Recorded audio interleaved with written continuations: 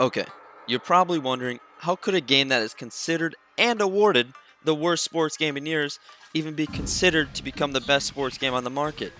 How can you fix a game that has dug itself into a massive hole with terrible player and puck physics, broken seamless animations, and awful player models that make the game feel forced, unauthentic, and uncontrollable into a top competitive game mode for not only seasoned players, but also enjoyable to new people to the community and the sport? Well, you're right, it can't and it won't if EA Sports NHL continues to go down the path that they have been taking for the past few years, which has been dun da da da trash. And if they don't change soon, the franchise will start to lose the last remaining consumers that they have. Well, in this video, I'm going to tell you exactly how EA Sports NHL can revamp and overhaul their game into the #1 rated sports game for any and all gamers for years to come. Now, before you question my integrity and assume that I'm a know-it-all who thinks designing and programming a video game is the easiest thing on the planet, because it's not, okay? Know that I've played competitive hockey all my life, from a very young age, and I've played video games since as early as I can remember. Now, being an adult and having a lot of experience, I still have a passion for both hockey and video games, and because of that, I want to see these two things excel, and that's why I'm making this video. Okay, so what went wrong with the EA Sports NHL franchise? Well, before getting into what's wrong with the game, let's look into what they've done right. The best upgrade in the game, by far, is undoubtedly the visual aspect. They have truly made the game look phenomenal. Along with making the game look good, they also gave the user more control and freedom to arena and team customization, such as team mascots, coloring the post. But for the past few years, EA Sports' main focus has been to attract new fans and make it easier for them to join in on the action and get a sense of the culture and aspect of the game. This, however, I believe has been their downfall. In making the game easier for new consumers to play, they essentially eliminated the skill gap, making everyone the same level and build, and essentially giving someone who has zero experience the same opportunity and tools as a seasoned veteran, thus leveling the playing field to make the game quote-unquote fair.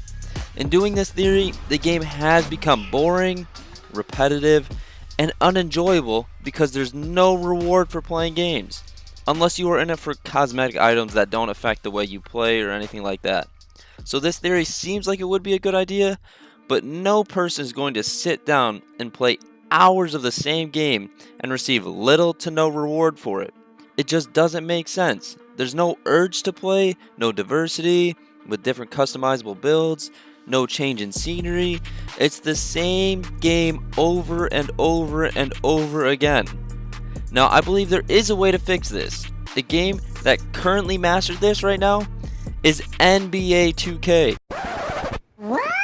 Wait. Hold on. Before you exit the video or bash me for saying this, just hear me out.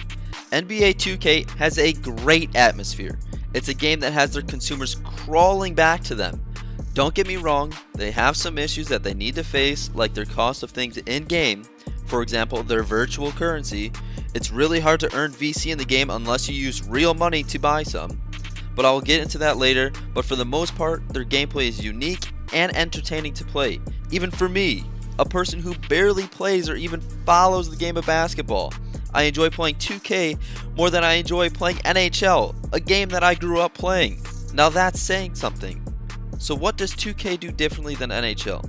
Well, for starters, you get to make your own build that suits your playstyle. You can be someone who is a shutdown defensive player, or you can be a great playmaker who always finds the open man, or even a pure scorer. If you want, you can even combine builds to create a great all-around player type. And what helps is each specific type of build gets specific key badges that focuses on improving your player's game. After choosing your specific build type, you also have to choose your player's position, height, weight, each position receiving height weight caps, so there's no 7-foot tall point guards or no 5'7" midget centers. That way the game is balanced and more realistic. After creating your player, you even get to choose the type of animations that you want your player to have. Specific dribbling moves, dunks, layups, even your shot. There is so much that can be done to enhance your gameplay and the overall gameplay experience. It's unique and diverse, which makes the game fun and entertaining to play. Okay, now this is where I think NHL will revamp their game into the #1 rated sports game in years to come. Electronic Arts, EA, is actually already more than halfway there, believe it or not. Let me explain. So part of the reason 2K is doing so well is because they have this open world feel to their game. If you want to go and play quick drop-in games, because that's what they're supposed to be, you go to what they call the playground. When entering the playground, right away you see that there are tons of courts that you get to choose from. There are 3-on-3 courts and 2-on-2 courts. All games go up to 21, so they go by fast, and you can play more games. Isn't that the point? Unlike NHL, where it takes forever to even find a game, let alone have teammates to stay in it, with 2K, you alone get to choose what court you want to play on and the people that you play with. All you have to do is run to your preferred court, stand on the waiting spot, and wait for the current game to end, which isn't long at all. Hell, if you want, you can even squad up with friends or randoms so you stay as a team and battle anyone on any court. And these courts, they aren't NBA regulated courts. They are smaller, almost half the size, for fast-paced games. So the NHL 3's rink would be perfect. So what if EA kind of replicated this idea? What would it look like? Well, it would look like this. There would be 6 sets of 3-on-3 games, and the last rink would be the 4-on-4 games. These are drop-in games, so you can run all forwards, all defensemen, or go the smart route and have 2 forwards and 1 defenseman, or 2 forwards and 2D for the 4-on-4 game. Now, the waiting spots for these games would actually be where the player benches are. I'll show a picture so you get an understanding, but now just imagine the atmosphere and the community and how entertaining this would actually be. The rinks would be flooded with people wanting to play, wanting to be the best, to have the best record, or even the best build.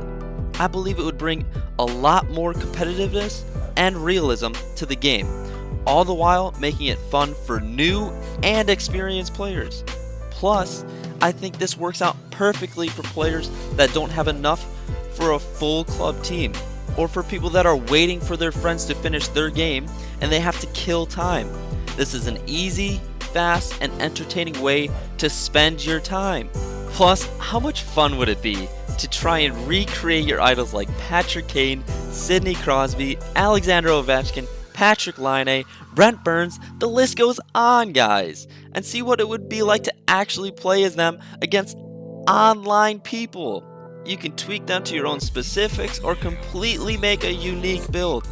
I think this would be a fantastic change in scenery and would bring great diversity and realism into the game, all the while making it fun and entertaining to play and watch. I left out a lot of great ideas, guys, but if you guys did think that this was interesting or would like to see something like this become real for EA Sports NHL, leave a like, comment down below what build you would try and recreate, and share so that EA can see what they can do to change their game and become the #1 rated sports game on the market. This is Monkey, and I'm out.